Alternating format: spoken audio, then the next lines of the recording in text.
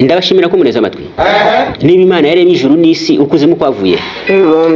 Iyo abantu bapfuye tukabashyingura bivuga ko bahinduka abazimu bakajya ikuzimu. Abapfuye ikuzimu bo bajya he? Ukuzimu nako gufite ukundi gukuzimu kugenzi kwako, ku buryo abapfuye ikuzimu bajya muri uko gukuzimu kundi. Mama yangu, igisubizo ni wowe. Game over. Bivuga ko Satani ari umwami w'ikuzimu. Niba Imana yarajugunye Satani n'abambari be mu isi, gute Satani yisanze kuzimu? Kera tukiri abana batubwiraga ngo umuntu ufite amafaranga wese ngo yayavanye kuzimu. Hari umuntu uzi wagiye kuzimu? Wese wagiyeyo? Ukuzimu wigeze uhabona? Hari amafoto y'ikuzimu wigeze ubona? Igisubizo ni woya. Bivuga ko Satani ashobora kuba yarakennye, ngo ashobora kuba yahuye na Sirayeli zikamukenesha zikamurya amafaranga yose.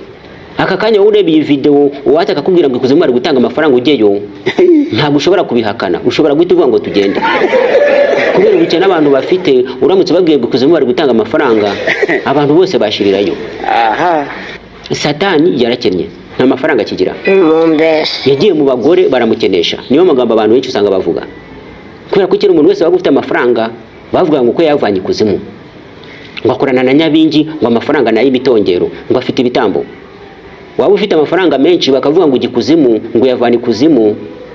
Hagira umuntu wo mu muryango wawe upfa bakavuga ngo ni igitambo wamutambyemo, ngo kubera ko ikuzimu baguhaye amafaranga, ngo nawe bagusabye igitambo cy'umuntu kumuha umuntu wawe, kandi ari ukubeshya.